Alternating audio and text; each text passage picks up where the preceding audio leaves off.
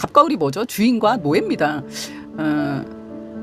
주인은요 자기가 하고 싶은 대로 하는 사람이고요, 노예는요 주인이 원하는 걸 해야 되는 사람이거든요. 그래서 우리가 을이 되고 싶어 하지 않지 않습니까? 그런데 이렇게 관계가 처음에 나는 좋은 마음이에요.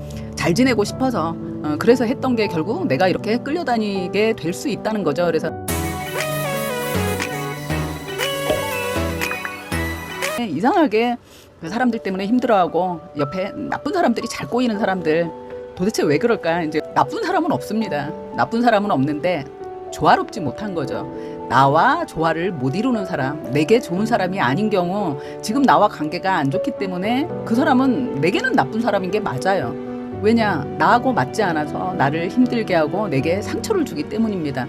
지금 나와 맞지 않아서 나에게 나쁜 사람인 거죠. 그렇지만 나에게 나쁜 사람이 옆에 있었을 때 나는 힘들어지죠.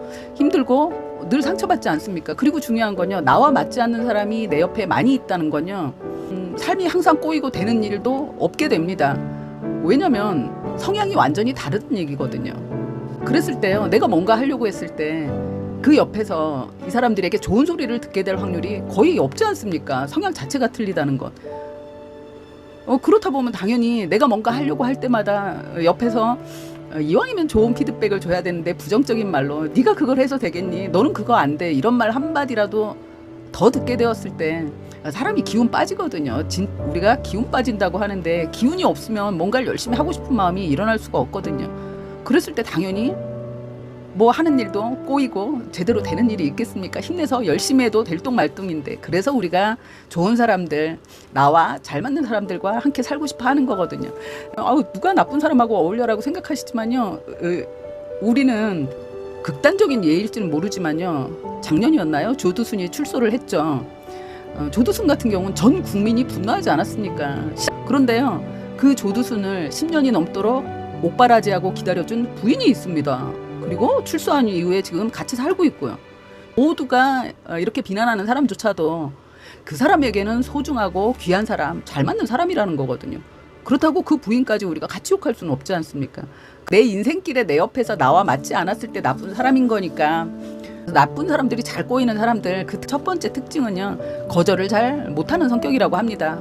자신의 마음이나 감정을 억누른 채로 상대가 하자는 대로 다 맞춰주는 거죠. 시간이 갈수록 관계의 방향이라는 게 생겨요. 그게 제일 중요한 거거든요. 관계의 방향은 뭐냐면요, 우리가 친구가 됐습니다. 우리가 함께 뭐 밥도 먹고 영화도 보고 할 땐 서로가 이 친구를 알기 위해서 서로가 의향을 자꾸 물어보는 거죠. 그게 조율해가는 과정이거든요. 소통하는 과정입니다. 그런데 항상 그냥 수아 누나가 하고 싶은 대로 하라고, 누나 하고 싶은 거 저도 나쁘지 않아요. 그러니까 그냥 해요. 그러면요, 이 관계가 시간이 중첩되면 어떻게 되냐면요, 저는 띠용 이 친구를 만나러 갈 때는요, 이 친구의 의견이 저한테 안 중요해지는 거예요. 왜냐면 내가 결정하면 됩니다. 그러면 이건 띠용과 내가 둘 다 만족하는 결과가 되는 거예요. 왜? 내가 어떤 걸 제시했을 때 늘 좋다고 했거든요. 그랬을 때 늘 배려하는 마음으로 띠용은 어떤 걸 좋아할까? 그러면 이제 거기에 맞춰서 해야지라고 생각하는 게 아니라요, 나한테 늘 맞춰준 사람이기 때문에 그 다음부터 띠용이라는 친구를 만날 때는요, 나는 내가 하고 싶은 대로 합니다. 내가 하고 싶은 대로 해도 충분히 좋다고 해주는 친구이기 때문에 그 다음엔 이 친구의 의향이 나한테 중요하지 않은 게 되는 거예요. 그리고 어느 순간부터는요, 내가 뭔가를 하자고 했을 때 띠용이라는 친구가 싫어요라고 만약에 거부를 하면요, 내가 화가 나는 거예요. 왜? 우리 관계에서 주도권은 이미 내가 다 가지고 있거든요. 그런데 이게 내가 처음부터 나쁜 사람은 아니잖아요. 그런데 마음대로 하라고 한 거거든요. 인간관계는 그렇게 된다는 거죠. 그리고 이제 두 번째가요, 이런 분들의 특징입니다. 한 번 시작하면 잘 끝내지를 못하는 거예요. 뭐냐면요, 띠용 친구하고 나하고 친하게 지냈어요. 그래서 누나 좋은 대로 하시라고 그러면서 자기 걸 참고 하자는 걸 거절을 못하다 보니까 나는 내가 원하는 대로 그 방향으로 우리 관계가 가지 않았습니까? 그랬는데 어느 순간부터 내가 싫어하는 일을 내가 요구할 수 있습니다. 영화를 보러 가요. 저는요, 공포 영화를 너무 좋아하는 거예요. 근데 이 띠용이라는 친구는요, 마음이 너무 여려서 그런 영화는 못 봅니다. 하다못해 폭력적인 영화도 못 봐요. 로맨스만 보는 친구예요. 그런데 제가 띠용한테 얘기하는 거죠. 공포 영화 보러 가자고 합니다. 뭐 옛날에 유행했던 텍사스 전기톱 살인 사건 뭐 이런 걸 보러 가자고 해요. 그랬을 때 기겁하지 않겠습니까? 그래서 안 간다고 하는 거예요. 그럼요. 남자가 그렇게 담력이 없어. 영화라도 보면서 담력을 좀 키워. 이런 식으로 해서 내가 원하는 대로 끌고 가게 된다는 거예요. 그렇게 이 관계가 갔을 때 띠용이라는 친구 입장에선 싫지 않습니까? 나는 그런 거 싫은 거예요. 그런데 한번 시작한 관계고 잘 지내온 관계이기 때문에 거절을 못하는 거죠. 누나, 이런 것까지 자꾸 강요하시면 제가 힘이 들어요. 전 누나랑 함께 이제 앞으로 영화는 안 볼래요라고 사실 얘기하는 게 좋지만 그걸 못한다는 겁니다. 못하는 사람들일 때 못하는 사람들이 결국 자신의 상처를 키운다는 얘기죠. 이 사람들은 정이 많겠죠. 그래서 그 사람이 좀 내게 호의를 보이고 잘해줬을 때 사실 그 사람에 대해서 잘 알지도 못하거든요. 그 사람이 과거에 어떤 사람이었는지, 어떤 성향을 가진 사람이고 어떤 인성인지. 왜냐면요, 그게 결국 나와 잘 맞는 사람인지를 보는 거기도 합니다. 오래가도 행복할 수 있는 관계거든요. 그런데 그것도 모른 채요, 나한테 좀 잘해주니까 그 호의를 그냥 행복하게 받는 거거든요. 그러다 보니 이렇게 상처받는 일이 생기는 건데, 그리고 네 번째 특징이기도 한데요, 조언을 듣지 않습니다. 이 조언을 듣지 않는다는 게 뭐냐면 주변에서 얘기해 주기도 해요. 왜냐면 그 관계를 삼자가 봤을 때는 이 관계가 눈에 잘 보이기도 하거든요. 직장에 다닌다고 쳤을 때입니다.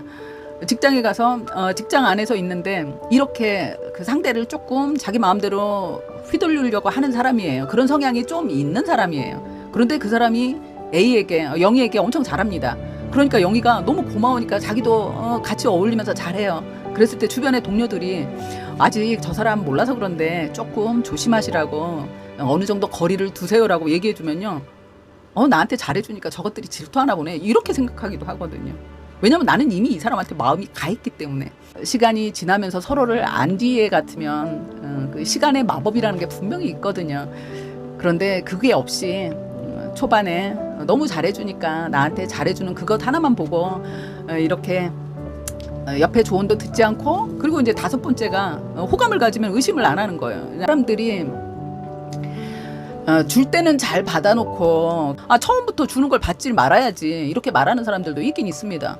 그런데요, 사람이 처음에 내게 잘해주고 호의를 베푸는 사람을 처음부터 거부하기는 어렵습니다. 어렵고, 그렇지만 분명한 건 이게 너무 지속되었을 때 가는 과정에 내가 그걸 알아보는 눈, 내가 마음만 달려가지 말고 좀 객관적으로 상황을 보려는 이 노력이 분명히 있어야겠죠. 상대가 호의를 베풀 때도요, 그 호의가 처음 한두 번은 이 사람이 사람들에게 뭐 이렇게 선물도 잘 주고 이런 걸 좋아하는 사람인가 보다, 그래서 기분 좋게 받을 수 있습니다. 그건 모르니까요. 그런데 이게 3번 이상이 넘어갔을 때는요, 그때는 내가 그걸 거절할 줄 알아야 된다는 거예요. 처음엔 선물이지만요, 그게 뇌물이 되는 겁니다. 우리가 뇌물이 뭐죠? 나쁜 마음을 먹고 주는 뒷돈이지 않습니까? 그리고 뇌물을 받은 사람은 어떻게 되나요?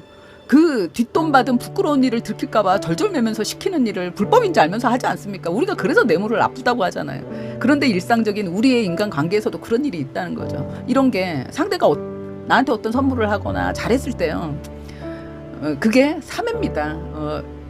인간사회의 시크릿 숫자라고 제가 늘 말씀드리는데, 그 사람이 내가 어떤 보답을 하지 않았는데도 내게 오는 선물, 내게 오는 호의가 3회를 넘어가면요, 그때는 님은 거기에 맞는, 그게 뭐 10,000원짜리 받았으니까 10,000원짜리를 주는 게 아니라 이 사람의 호의에 맞는 나도 갚아야 한다는 거예요.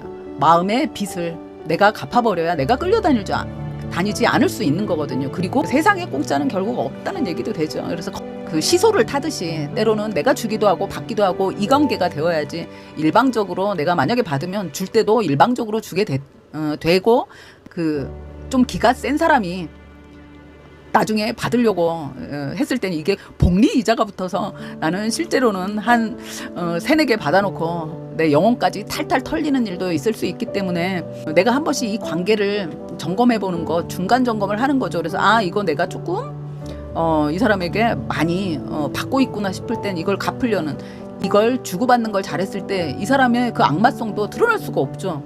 왜냐면 자기가 주면 이 사람이 나한테 돌려주거든요. 그랬을 때 그런 본능이 튀어나올 수가 없는 겁니다. 늘 말씀드리지만 내가 나의 표현을 하는 건요.